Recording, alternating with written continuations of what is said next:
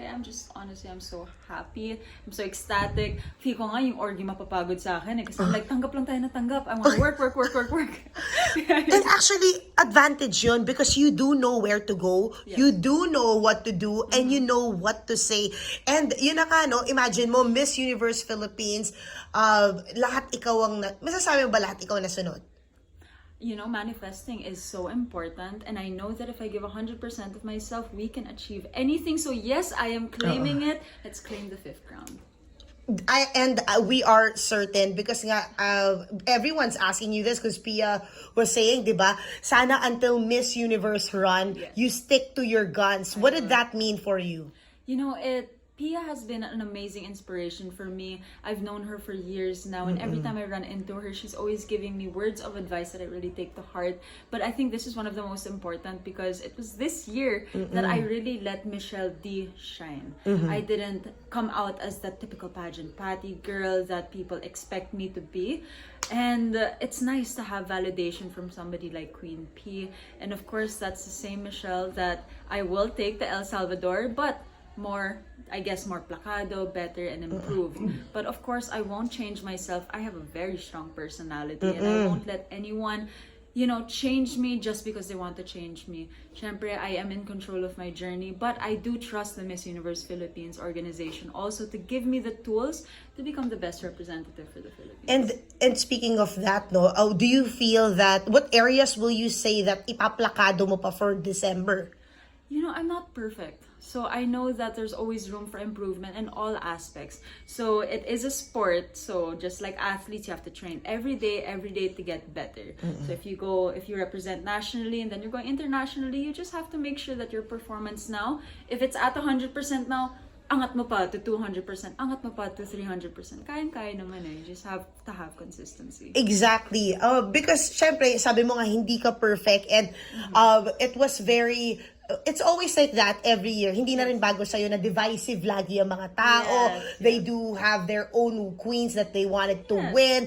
But you were the queen of the night. Yun nga yung lagi sinasabi nila Jonas, kahit na sa Miss Universe pageant per se, siya yung queen of the night. Yun talaga yun. At ikaw yung queen of the night nung Sabado, di ba? What do you say na ang daming ampalaya, ang daming parang mas alam pa kung sino dapat talagang nanalo?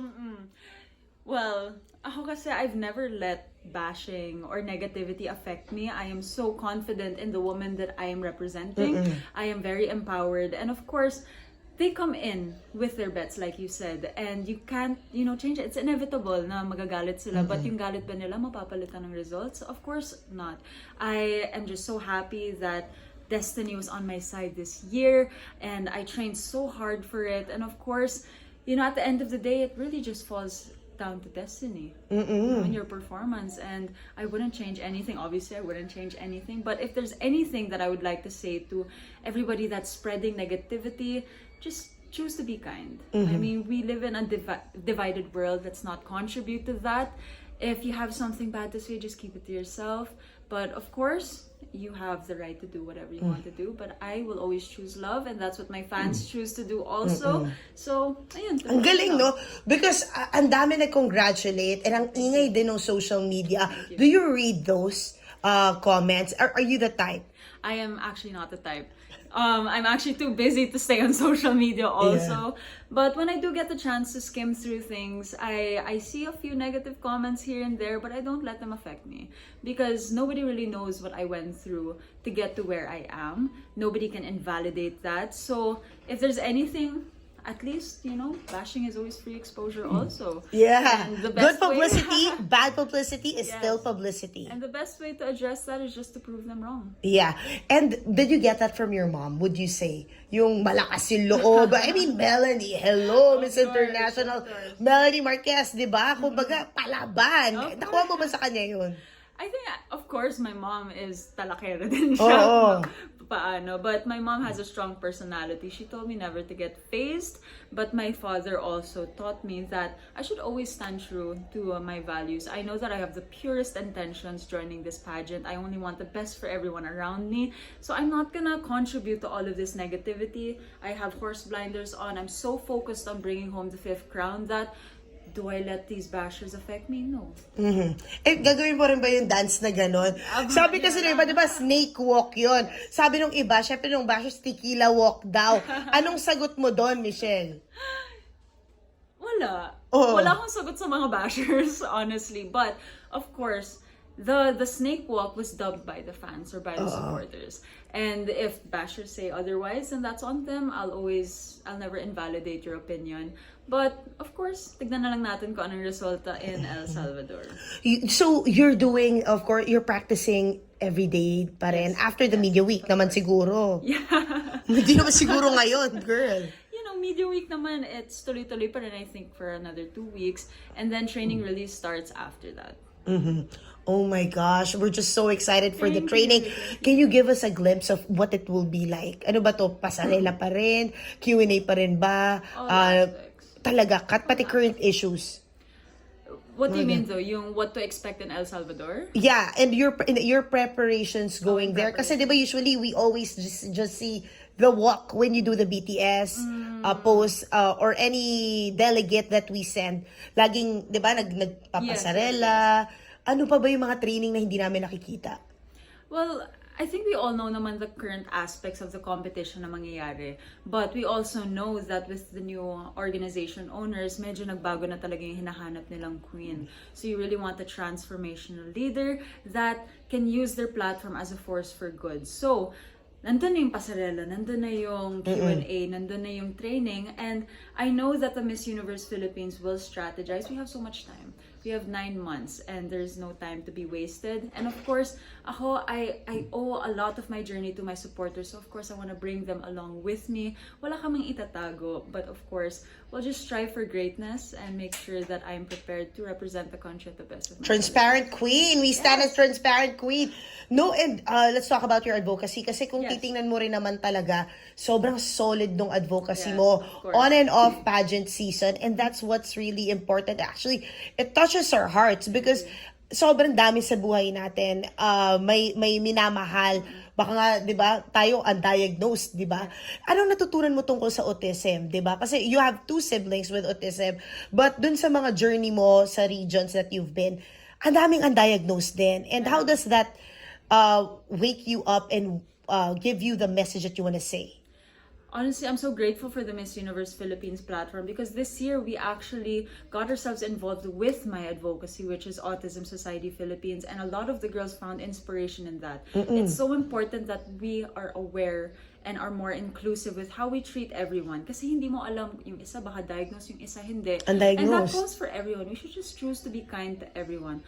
But when I am exposed in the different chapters around the Philippines, hindi awa yung nafe-feel ko eh. It's more a burning passion to give them better because they don't have a voice and I want to be that voice for them to really advocate for what they need. Medyo kulang pa yung health services natin, medyo kulang yung educational needs nila. Wait, speaking of kulang, I'm sorry to cut you there. Gaano ka glaringly kulang? Yung tipong, di ba, ang daming undiagnosed, di ba? Nasabihin mo, parang weird siya, or ano siya. We always say that. We have classmates, we have people we see on the streets, and now going there and going to those provinces here in the country and here in the metro, gaano ka kulang? Well, this is the statistics itself. It's very alarming because before, if it was 50, now it's every minute that 500 kids are diagnosed with autism, and that's a global statistic here. And the thing is we just need to have better measures in seeing those diagnoses. Like we can always give early intervention because early intervention can go a long way. If you wait too long, edi mas mahihirapan yung individual on the spectrum.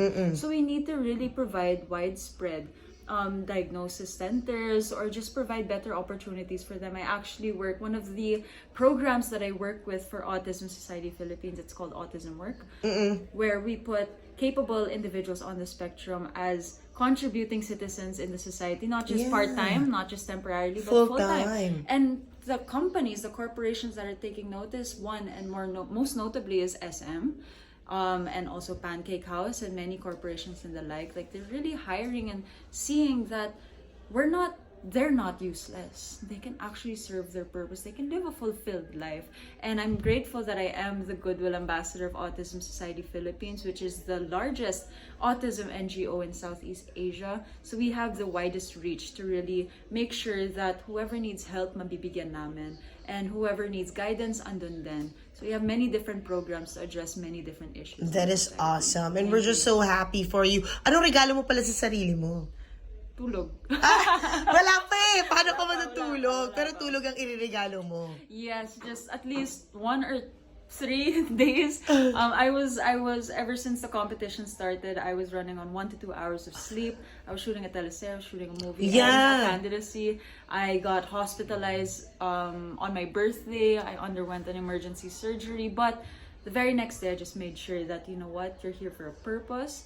And thankfully, God answered my prayers and gave me the crown. Amen. Thank you, girl. Thank you.